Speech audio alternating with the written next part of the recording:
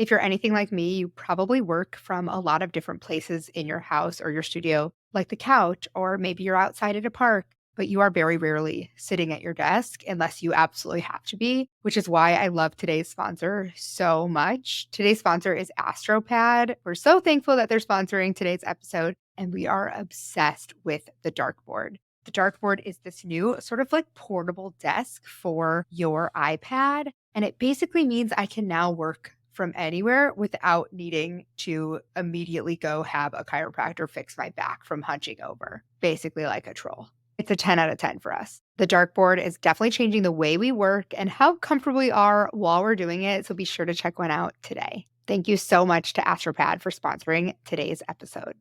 Yay! I'm so excited about today's guest because this is someone who I've known and asked a lot of questions to in the past. So I'm really excited because it's a topic that both Katie and I feel really passionate about, and hopefully everyone else is going to learn something today. So, hi, Elizabeth. Why don't you do a quick introduction of who you are? Yeah, definitely. Hi, Ilana. Thanks so much for having me. Sorry that we are missing Katie, but I am a surface pattern designer and an educator. And basically, that means I've been creating art for product for now coming on 20 years, more than 20 years, actually, which is wild. And I have been running my own business for over 10 years where I freelance and license my artwork. And my art is mostly used in the gift and stationery divisions industries. And I do a mixture of patterns, illustrations, and hand lettering. And because I've been in this industry for a long time, I also do blog posts and YouTube and courses all about surface pattern design and creative business, which is something that me and Ilana have in common. We love talking Yeah, about creative business, so I'm I excited do. to be here. I'm excited to chat. So, I want to go back even further because you actually had a career before you went freelance as a surface designer. Is that right? Yes, yes. So I worked 10 years in-house as staff designer, textile designer. I worked for a bedding company for a few years. I worked for a home linens company where I worked in the table linens division. So like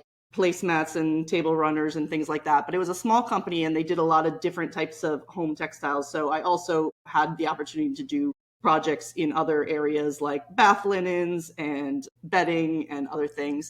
And then my final 3 years of working in-house, I worked as a textile designer for Baby Gap. So I did the cute prints and designs on Baby Gap clothing for my last few years. And then I wanted to get out of New York City. So that's what led me to go freelance. Baby Gap is like superior in terms of pajamas. Like it Yes. pretty much doesn't get cuter. And my parents actually saved some of my baby clothes, and I feel like it's the Baby Gap ones that like really come through for us, you Yes. know? They're so cute. Yes. When I was working there, I didn't have kids, but I was like, I'm saving this stuff because basically I was the designer for baby specifically. So all of baby, the prints and patterns were my designs once, after I designed it, it took a year to get into stores. So I was like, I'm getting this stuff and buying some of this stuff, like the really cute things. And hopefully I'll have some kids or I'll give them away to other kids. So I had a big bin of clothes for a while. Now it's dwindled down. I saved a few things, but yeah, it was a good experience.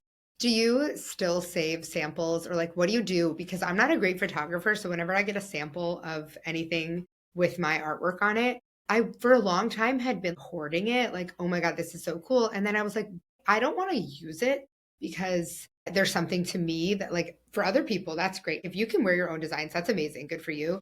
It's not necessarily my style. Like the things I design aren't necessarily the things I would like it's very young and cute and fun and I love that. But Right. yeah, I am kind of designing for like a maybe more of a tween. And so I've been like hoarding all these samples because it's so cool. And then just recently I've been finding excuses to give them to people as gifts or like just thinking of you and they are blown away and that experience is so much better. So I'm curious, do you photograph it? What do you do with all the I do. samples? Yeah, it depends. I have so much fabric. So I've had a fabric license now for probably five, no, more than that, probably six years, Wow. maybe. I don't know. And so that means like between 2 and 4 collections a year. And I remember when I first got the license and the contract was like, you get 1 yard of fabric for every design. And I was like, I had heard of other artists who got a full bolt of fabric.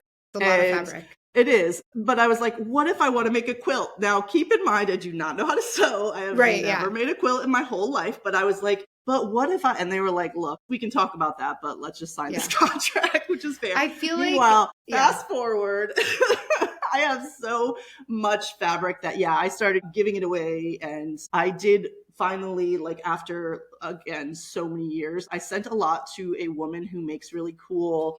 This is on the podcast, not that helpful, but if It's you're on okay. the YouTube, you can see it's like Yeah. a little makeup bag, because a lot of the That's stuff, cute. they always shrink down all my patterns to super, super tiny. And it's also quite juvenile, as you said. So I can't really use it for like necessarily anything like home decor. So Right. a little like makeup bags and pencil bags and purses. I had someone sew up a lot of that kind of stuff, which was I really cool. love And those I things. gave her a bunch of my fabric, not just to use to sew, but also to use for her own Yeah. purposes.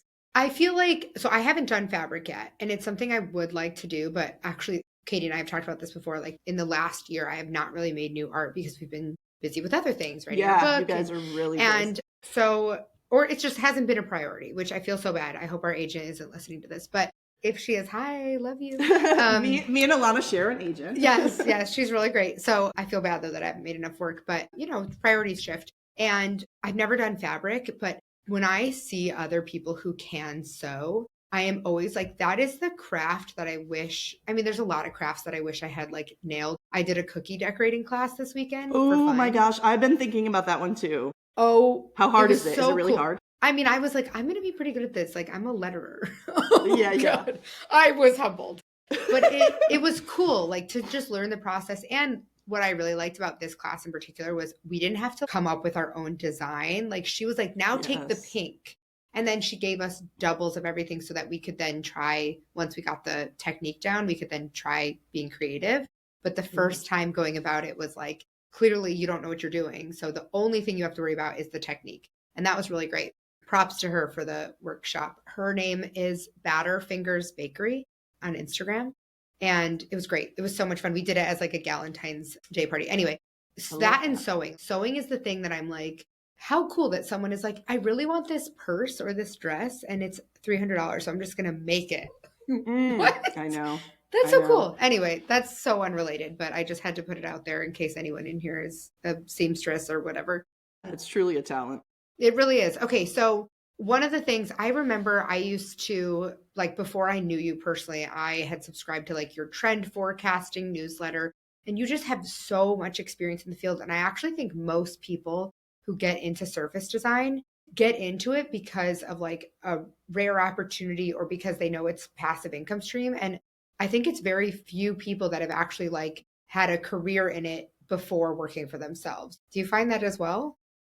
I think there's like a really big divide, yeah, between like independent surface designers and people who work in house. I think there is a large, like, when I worked in New York, there's a lot of people who are textile designers working in New Yeah. York for fashion companies, for home textile companies. There's lots of in house people. But I mean, part of it was the time period that I was doing that was basically 2003 to 2012. And so, social media was different at Yeah. that time, obviously, very different, but it really didn't feel like there was no connection to anyone who was an independent. It was just so different. You don't promote your own work. You're just Right. working a job. Like, I mean, Right. yes, it's surface pattern design. Yes, it's a good job, but you're just working a job. Like, you're not out here trying to get people to pay attention to you, basically, which Right. is, unfortunately, as a creative business, that's basically all we have to do is Yeah. try to get people to pay attention to us. So, yeah, I think there are a lot of people who do just work those jobs and know nothing about the independent surface design world,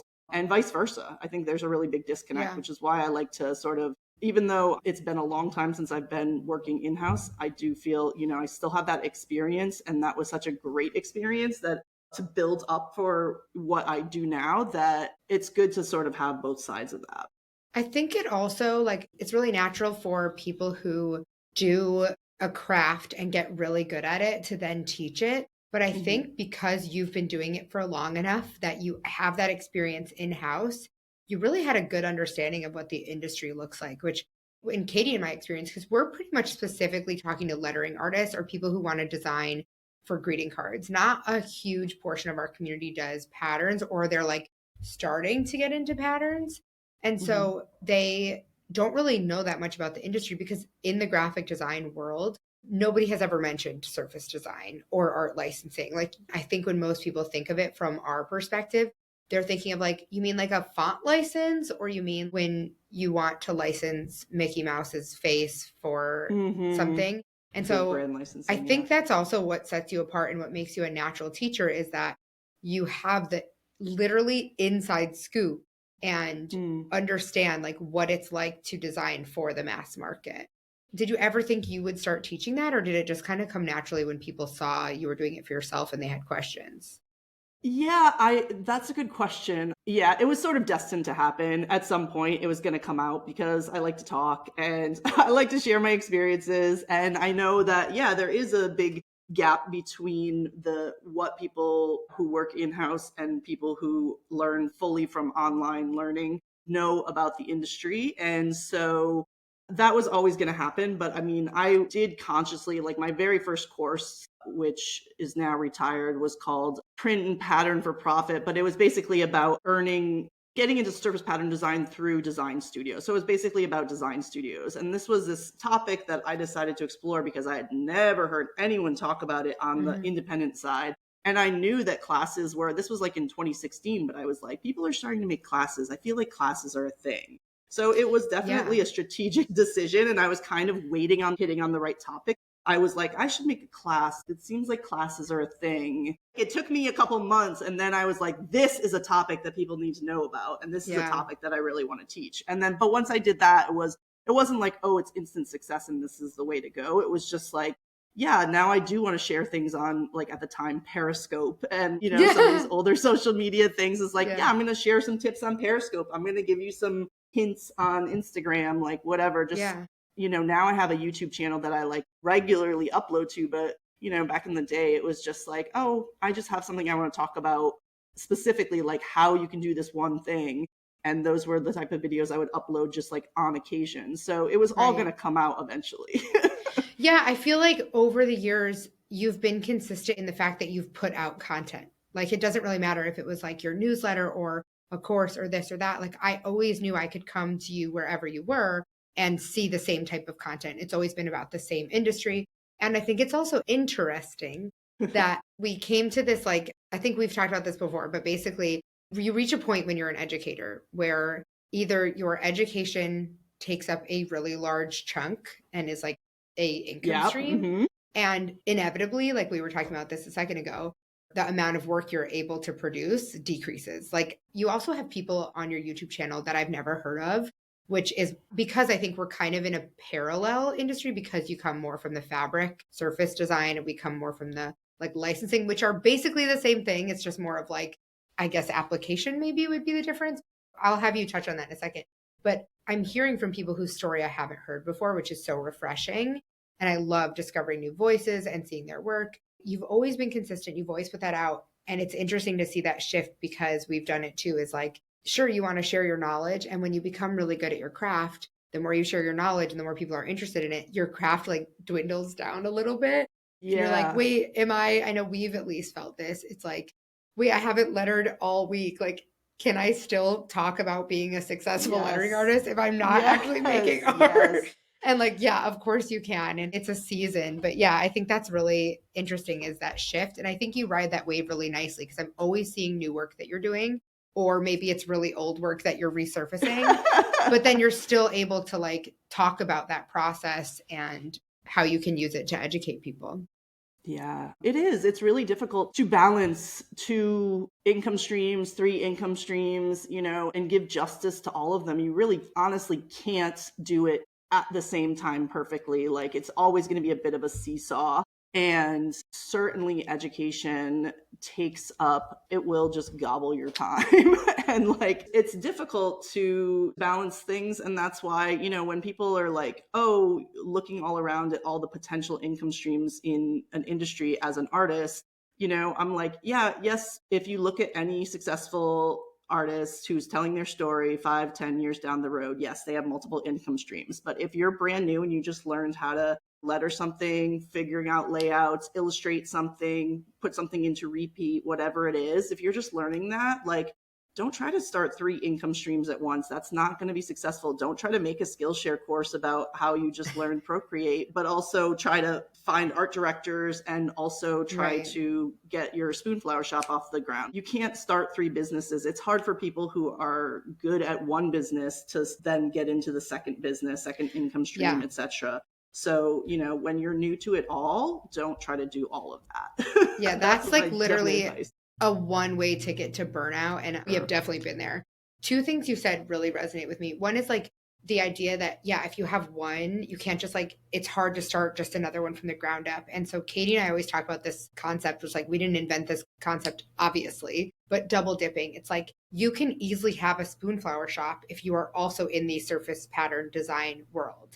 If you are creating content for Instagram, and you want to do freelance work and you want to build up your licensing portfolio and you want to have a Spoonflower shop or potentially an Etsy shop or whatever, all of those things are like one in the same. Like those are what Katie has said to me before. And I can never remember where she found it, but instead of niching down, niche out. And so niching down is like tunnel vision into one area, but actually niching out from that one area is like where the magic happens. So like, okay, you're an illustrator. And so you can apply illustration to freelance projects, but you can also apply it to surface pattern design, and you can take those surface pattern designs and then use them for 2 other income streams. And so like, yes, stay in your lane, but like your lane is pretty big. It's like a 3-lane highway and it's all yours. Right. It could be. And I like that concept, but you also have to remember like just uploading something onto Spoonflower or Redbubble or whatever, it takes time. And then, so don't expect to like, oh, everything's going to come rolling in. I'm going to draw this. And then the art director is going to come calling this. So to build the actual like profit part of those things, I mean, like I think to do the artwork for it and spread it out on 3-lane highway makes sense, but to like make one profitable, that's the part where it takes some time. So much time and energy. And like maybe it's that you've gotten one of those up and running to the point where it's like maybe a little passive. And then can you then shift gears once you have that one rolling? Then you can move over to the next. But you cannot simultaneously build 3 businesses, even if they're like somehow linked. My dad recently came to me and was like, it would be really cool if I started a YouTube channel. And I'm like, whoa. Yeah, it would be cool. But actually, that's not what you're going for. Like, that's more work. And he's trying to like maybe slow down, maybe retire like part-time. And it was just like, I think you have this idea that you're going to put one YouTube video out and all of a sudden you're going to get one of those like plaques with the 100,000 subscribers. Yeah, the like platinum. Yeah, exactly. Right. I was like, also you have to record the videos, you have to edit them, you have to plan them. Like it is not that simple. And it was a humbling conversation. But the other thing you said was that it's a seesaw. And Katie and I are currently writing a chapter in our book about work-life balance. And I love this analogy of a seesaw because it's so true. Like if you're all in at work or all in at one of the income streams, then like the others are going to suffer. And like that doesn't have to be a bad thing, but like you can't pour into all of them at the same time or none of them will get enough water. And I like the idea of a seesaw or like a scale or whatever, but they're never really going to, like if you're sitting in the middle where everything is even, that's boring. The whole point of a seesaw is like the fun of the up and down and like the excitement. But if you like balance it, if the scales are balanced, you're not moving. You're just sitting there. That would be so boring. Someone gave me a great analogy that, I mean, I'm guessing it's been around, but I hadn't heard it of like, if you're trying to get basically like 5 soccer balls into a goal, trying to like kick each one like a foot at a time and bring them all up the field the whole evenly versus kicking one really hard into the goal and then kicking the second one really hard into the goal. It's like, which one's going to be more effective? Which one's going to be faster? So it's kind of, it's sometimes, what you focus on grows. And so you need to sometimes give one thing focus and hopefully the other things can ride that storm and that dry period. Hopefully your clients don't all disappear and then, come back to it when you're ready. I think we should talk about some of the misconceptions about art licensing, because I know you and I have in our DM thread or our text messages, we've talked about this like misconception. And I think part of this is just like inflated by social media, but For sure. People seem to think that it's like a get rich quick scheme Oh, yeah, or yeah, yeah, yeah. or just like that it's the only income stream for a lot of people. I think we kind of said this already, but we found that a lot of people who are talking about that, and this is not a dig to anyone. This is like, I've done this too. Like I try and share, how much money we're making from it. And it's because they have other income streams to support it. Right. You've had people on your YouTube channel who are making a full time salary from licensing, but they are Hmm. creating artwork full time. Is that right? Full time. Yes, Right. exactly. And like a lot, nonstop. Like I'm Yeah. like, girl, take a nap. like Right. like a lot of work. And I actually, I heard you had a recent podcast with our friend Erin McManus of Paper Yeah. Raven, and she basically said the same thing, that she was, even though she has other income streams going on because she wholesales and things like that, her art licensing does make her a good amount of money, which, get it, like I love that. But it is pretty difficult, honestly. It is pretty difficult to do that. Yeah, you have to be really focused on the market. We both share an agent, and our agent, we're lucky that she can go out and the agency can go out and find work and make connections. But, the drawback is, first of all, you're sharing your profits with that person. The profits aren't huge. They really aren't. I've talked to many people over the years, and definitely art licensing was a significant, like, it was a career option, like a full-time career option, like in the 90s and maybe the early 2000s. But at this point, it's not a lot of people's full-time gig. It really isn't. Even the people who in the early 2000s had a full-time art licensing gig are looking at other income sources, are looking for freelance work, are looking for commissions, are looking for different things, because I don't know if it's because of saturation. I don't know if it's the retail model has definitely changed. Things aren't in Yeah. stores as long as they used to be, but essentially it isn't the income stream that, yeah, it's made out to be. And I do think there are some myths of that it needs to be surface pattern design or something like that, which is not even close to true. In fact, most art licensing is not surface, like, pattern based, Yeah. only Can you actually fabrics. explain the difference? Because I think a lot of people do get confused. So, surface pattern design versus art licensing. If you probably have a much more elegant way of differentiating Well, those kind so of. surface pattern is, like, for me, when I say I'm a surface pattern designer, honestly, what I really mean is I create art for products. And so for me, I don't even mean repeating patterns. It is sometimes repeating patterns, like on fabrics, on wrapping paper. I design for wrapping paper. It is sometimes standalone designs, like on the front of notebooks or on the front of greeting cards. It is sometimes hand lettering with little icon illustrations. Like today, I'm actually, after this, working on gift bags for a client, or again, greeting cards would be a product that had that. So I do all kinds of different formats of artwork, and it's really just to decorate products. It's not Mm. to tell a story, it's not for articles or anything like that. It's to decorate products. So, but traditionally, surface pattern design, with the word pattern in it, would be a repeating pattern. So, something that is seamlessly repeating top to bottom, left to right. And of course, that would work for something like wallpaper or fabric or wrapping paper, as I said. But art licensing is, so surface pattern is a way of decorating a surface, basically. And art licensing is a way of getting money for your art, which is to rent it out, basically rent it out to manufacturers who are then going to use your art on their products, whether it's, again, notebooks, gift bags, fabric, home decor, throw pillows, all types of items like this. They're going to use your artwork, and they're going to then pay you either a flat fee or a royalty on sales for using your artwork. So that's why, Ilana, you guys have a class on art licensing that is, can work for other people, I'm sure, but geared towards letterers. So Mhm. a lot of products for lettering would be usually stationary type products. Yeah. Sometimes home decor, wall art could work, but illustration is often standalone, illustration for greeting cards, for calendars, for decorative plates. I don't know. There's all kinds of products. So it doesn't always have to be a repeating pattern. In fact, most of the time it really isn't. So at this point, when I worked in house, I did all patterns because I was doing it for tablecloths and babies' Linens and clothes. things. But Right. now I do all formats. I think there's so many reasons for this shift of less people having it as their full-time income. And I think one of the big shifts is that social media creates this like desire of us to have multiple income streams. I don't think that it's impossible or necessarily like difficult. Like it's nothing, doing nothing, anything full time is not easy. But I don't think it's that it's difficult or unattainable. I think it's that we are constantly fed It's these hard like to ideas of focus. how, yeah, it's hard to focus. And so I think the reason that the majority of people do not have this as a full time income stream is because there are so many other shiny pennies.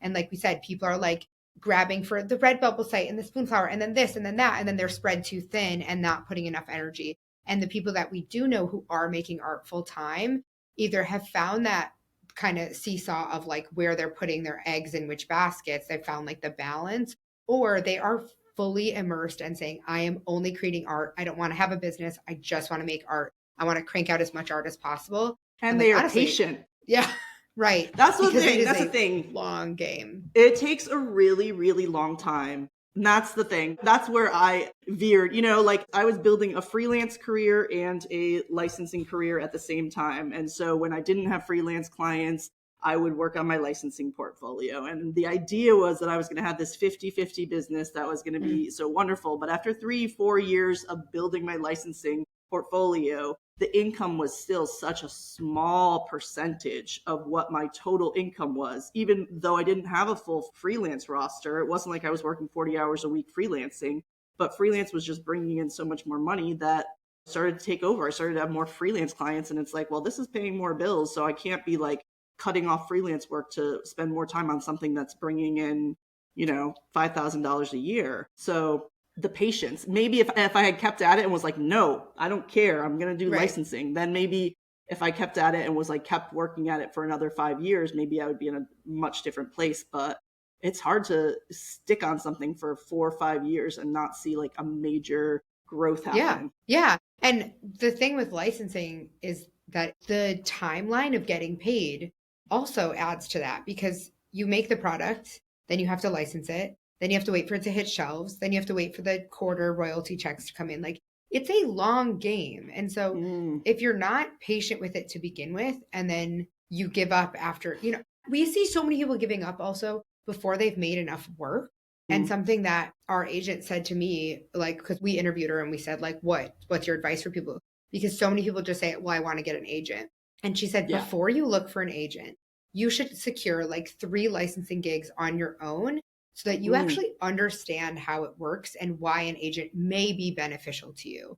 And she said, mm, like, we are not for everyone. And I yeah. know agents are not for everyone. And the right agent is certainly, not, Hard to it's come not by. easy to find. And we're so fortunate with ours that it's been a great fit. But yeah, people just assume that like having an agent is like the The one way key. ticket. But Yeah. the reason I like having an agent is because, like we said, I am currently writing a book. I'm a parent. Like my day ends at 3:40 and starts at Mm-hmm. like 9:15. And so, Mm-hmm. that's a pretty short window of time. And, if I was working a 9 to 5, there would be like water cooler chat, but like that's still a longer day. And so I currently cannot pour myself into that on top of the rest of our workload. And so it's really, really wonderful to me. And I am happy to give up a huge chunk because I know someone is doing the work that I cannot fit in. But if you can fit it in and you have the energy or the capacity and you're good at doing those things, like making connections, I mean, good for you. That's great. I would love to do that if I had all the time in the world, but I certainly do not right now. And that's not like a woe is me, my time is so limited. It is a realistic, like where I Yeah. am in life right now. I really, really value that. And so, have you always been represented since sort of striking out on your own? Yeah, so from the onset of me licensing, yes. Like I started freelancing and then I hadn't thought about licensing, even though I had experience with it from working in house. It was mostly big brands that we licensed to, but I did have some experience doing it with individual artists. But I had sort of forgotten that part of my experience and hadn't really thought of this concept of licensing my own work like as an individual artist and not like a brand. But I took the very first Lila Rogers Make Art That Sells course and was like, oh, yeah, why don't I think about this? I should just get an agent because, yeah, that's just going to help me get more clients. Like, I'm going to work on freelance and then I'm going to build a licensing thing and I'm going to have a 50-50 split and it's just going to be great. So, luckily that was in 2012 or 2013, and it was, relatively early to the sort of licensing onslaught of different types of classes from Lila Rogers and others who are like really into this. And so I reached out to, 5 or 6 different agents and showed my work and was able to connect with a couple different ones and ended up going with Julie Newman of Jewel. And so, yeah, I had not tried to license without an agent. So I've always been with Jewel and it's been good, but there's ups and downs for sure. And I've definitely had times where I've been looking around and I've heard, stories from different people about their agents, and like the good and the bad and the ugly. And so there really is, it just depends so much on so many different factors, and it really needs to be a partnership. And I think after a while, to be honest, because I was getting more freelance work and things like that, and then eventually got into education, I think that, I've sort of like learned to let go and let them do their thing, which needs to happen. It really does need to happen. If you're trying to like be really high touch and super like control your art when you have an agent, it's actually probably not going to work very well. Right. But that also means that, maybe I'm not advocating for my art as much and not as top of mind as maybe would be beneficial. Yeah. And the thing is, they're out there getting the trends. They're out there listening to clients every day, making connections. And so they're going to bring that back to you. And it's really still your responsibility to, like, again, stay in your lane and make the art that they're asking for. And if you don't, then they can't go out there and advocate for you. And right, exactly. Yeah. Katie and I we get these art calls and it's like, next week, if you have this, and I'm like, no, next week I won't have that because I've got 6 other things to do. You're like, let me that's the thing. rearrange. But if I was fully a licensed artist, I would have been waiting for that call because I'd be working on a collection. But if they said next week we need this, I'd be like, cool, let me just switch gears for a week and make this thing. Right. So yeah, it really just depends on how you set up your business. I mean, I hope it comes through that both of us are coming from a place of loving other parts of our business. And I think if I was creating full time, like if I was only making art, I would feel unfulfilled because I really do enjoy the business side. I mean, my first book is a business book and I like creating, but I don't think I have the capacity, or maybe it's my ADHD. I don't know. Like I can't create every single day. I can do something creative. And sometimes for me, that looks like writing. Sometimes that looks like getting creative with like the way we organize things. Sometimes that looks like figuring out a cool new way to do our newsletter. Sometimes it looks like having creative conversations. But if you are someone who is like, all I want to do all day is create, then like, absolutely, that's a great fit for you. And yeah, the agents, Katie and I both have experience working with agents that were not great fits for us. And that's not to say the agent isn't successful. Like they work really well with other people. But for both Katie and I think something that we both really looked for was a partnership where like we felt like we had our roles and we saw eye to eye. I think is the biggest thing, is like, you don't want to go in with these expectations that like cannot be matched or vice versa. Right. And so the first agency I was with required a certain number of pieces a month and had really high like at some points like said some kind of maybe unkind things about like my work. And it's like, you know exactly what my work looks like because I showed you like 50 pieces before we started working together. And it was like, do you think this looks good? And it's like, not anymore, I don't. And so it's like, I think also finding your style. And I know everybody is like preaching, find your style, find your style. But like, if you do not feel confident in your voice and your creative style, then a client cannot know what to expect from you. And the same thing goes for an agent. Like if you have 15 pieces in your portfolio and they're all totally different styles, it's hard for someone to look at it and say, oh, I totally get, what this person's voice is. And that's not to say like, you do a lot of different types of material, but your style is still consistent. Like I can see, traces of different types of line work, or just whether it's color palettes, or like you said, both of our work is like maybe geared towards the tween and more juvenile designs. Like that playfulness runs through all of our work. And so it would feel weird if you were like, I'm going to do this luxe high fashion, like it just wouldn't feel like you. And so it's not finding your voice in a way that like everything looks the same, but like that we can see the consistencies. And so I think a lot of people struggle with that too, is like thinking they need to make 800 pieces that all look the same, and then they get bored. Whereas like I see so much range within your portfolio. Are there moments where you ever feel like your work. I mean, you've been doing this so long. Not to like age you, but like you've been doing No, this I so long. know. I know. Well, Yeah, but yeah, I've been doing it from the beginning. That's the thing. Most people start, yeah. I mean, I'm not super, super old, though I do No, feel you're not old, old at but all. but I'm 42. I can say it. I can say it. Yeah, good for you. But I did it from the beginning. That's the thing. A lot of people find this career because, as you said, no one had heard of it. But Yeah, I actually studied it in school, which is I right, didn't know about it until I went to college. But I have a right, degree in surface pattern design, so I did know from the get go, and I started working as soon as I left college in right. that field. So Do you ever find moments of like what I was getting at is you're an expert at this. Like you went to school for it, you have done it long enough that you can now teach it. Do you have moments of feeling like an imposter or like your work isn't good enough? yeah, definitely. Of Okay. course. I don't know. My work isn't good enough. I guess I wouldn't say it like that. I don't know.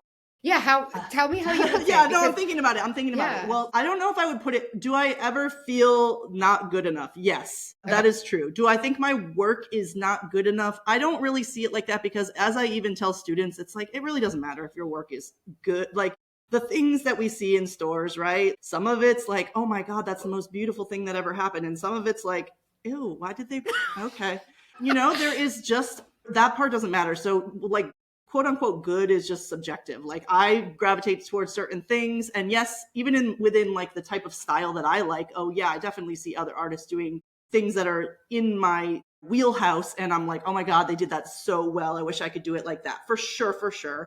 I have envy of other artists' skills, and I also am like, yes, I have this long standing career, and I am very confident in my skill set and what I bring to the table. But then I also sometimes I wonder, like, by saying that I have 20 years in the industry, do people ever just look at me and be like, well, then why aren't you more successful?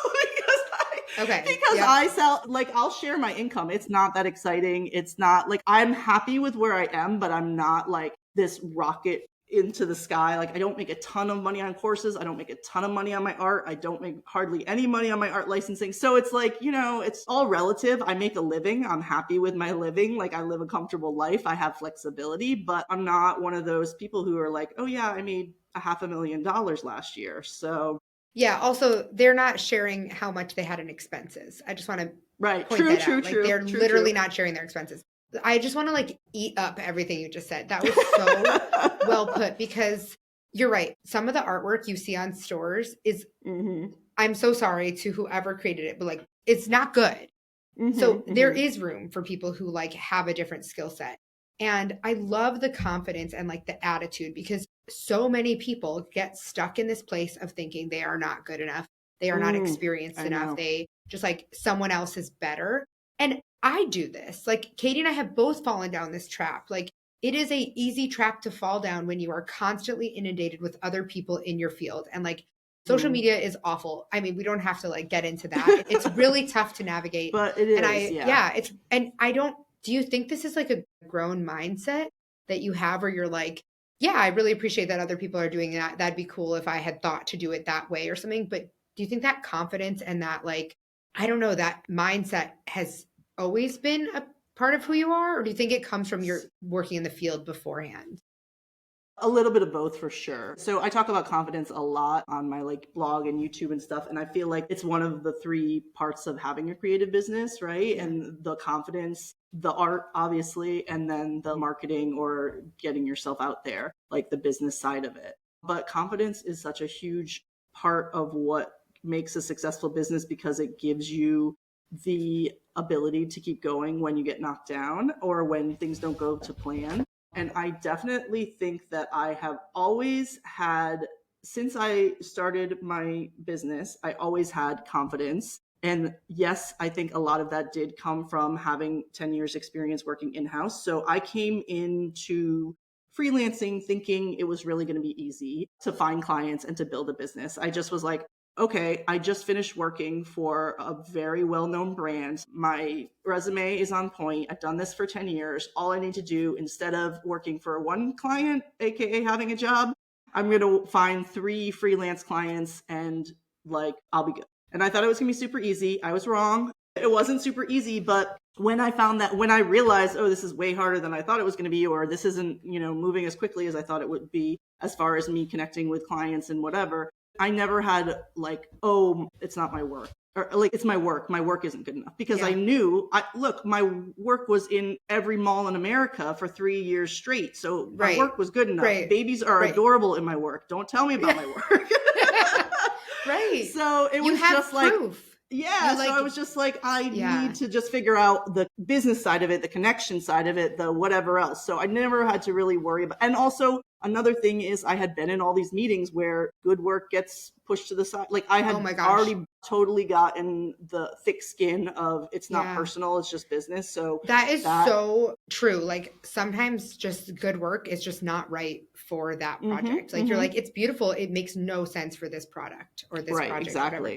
Do you, oh man, I had another question on that. I love this confidence. I love the thick skin because it's gotten you where you are. I think that's part of it. I love that you talked about you have a comfortable life. Like you are not a hustler. You are not trying to work nights and weekends. You have 2 young boys, right? 2 young boys? Yep. 6 and 8. Yeah. Oh yeah. My son's, we've probably talked about this 100 times. So my son's also 6.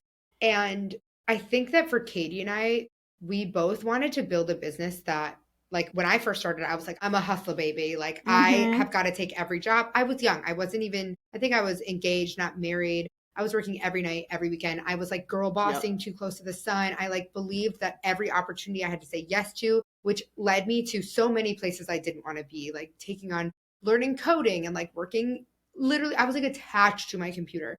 And now I'm like so turned off by that, where like, even if I have to change one line of code, I will literally pay our friend Kate Christie to do it, because I'm like, I know if I touch this, something worse will happen. Like just, I will pay you to So you know your lane. You figured out your lane. I figured out my lane. But after having kids, I was like, okay, something has to shift. And then when Katie and I started working together, we realized that like, if you want to work for yourself, yes, there is a ton of work to do, but it is your choice of like what you want your day to look like. And I think people skip this step of being like, okay, I only want to work. Like a lot of reasons people work for themselves, they're like, well, I need to be able to get my kids on and off the bus, or, well, I suffer from, mental health is suffering.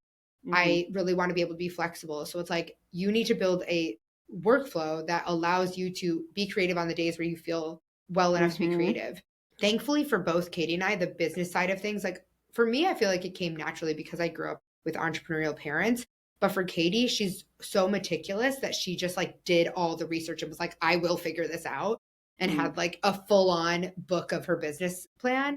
And now she makes spreadsheets for everything. And I'm so thankful to her. But, I think some people just come in with this idea that they just want to make art all full time. And that's great. But like, there are limitations to how far that can take you if you aren't doing any of the business side of things. You still have to get your work out. Yeah, like you still have to do stuff. And it's just really humbling to hear you say, I'm not trying to make $1 million business. I'm not trying to grow a team of 12 people. I am trying to have a job where I enjoy doing it, where I have the flexibility to have an easy schedule and work with clients that I like. You're not trying to fly to the moon. And I call it being your own best boss, right? The whole reason we leave our jobs is because, most people, I left because I wanted to move cities, but like most people leave their jobs because they want to get away from having a boss. They want to be their own boss. I want to be my own boss. And then they work so hard that they're the worst boss they might have. They are so hypercritical of themselves. They make themselves work 70 hours a week and it's still not enough. All those things. We're not being our own best boss. We're not giving ourselves Fridays off. We're not like, how psyched were you when it was cake day at the office, but meanwhile, you haven't left your seat for the whole day because you're just trying to get through this one project. It's like, go have a break, man. Take a walk. You're trying to live your life. I feel like we need to do a whole other episode on being a working parent, because it's like that has kind of changed how I set up my schedule. It has completely changed how I set up my schedule. And I still, sure, I could go, because I work for myself, I could go to the gym every day at 9 after I drop my kids off or they catch the bus.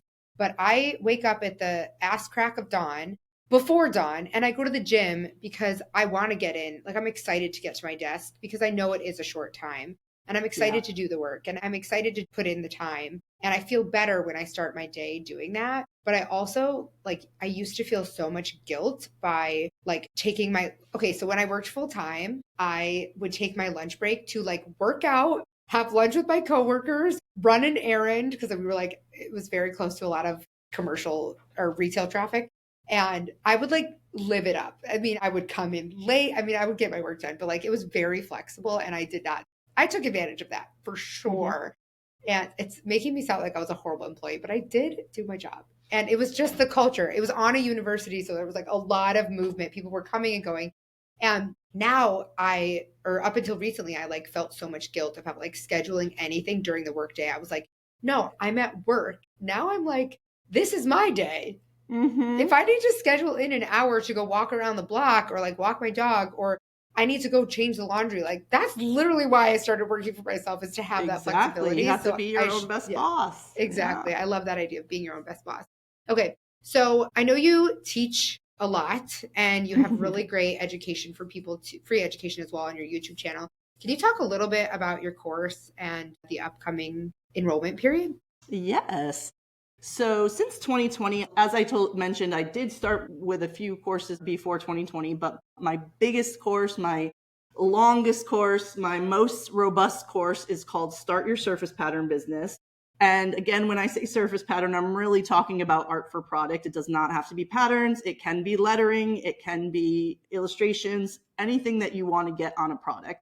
But essentially, Start Your Surface Pattern Business is about the business side of things and also the confidence side of things, not the art part. So I'm assuming people have there's so many places that you can get information about how to create the art or how to, make good work or how to build a portfolio. There's lots of resources there, but what there are less resources about is how to then take the next step and actually make it into profitable business. And so my course goes over getting you ready to connect with art directors and get your work in front of them by getting your web presence set up, getting your social media a little bit more focused on what you're actually doing, starting to connect with the artist community, and then, finding companies that make products that have art on them that could potentially be your clients and connecting with them, reaching out to them, pitching to them for art licensing or for freelance work.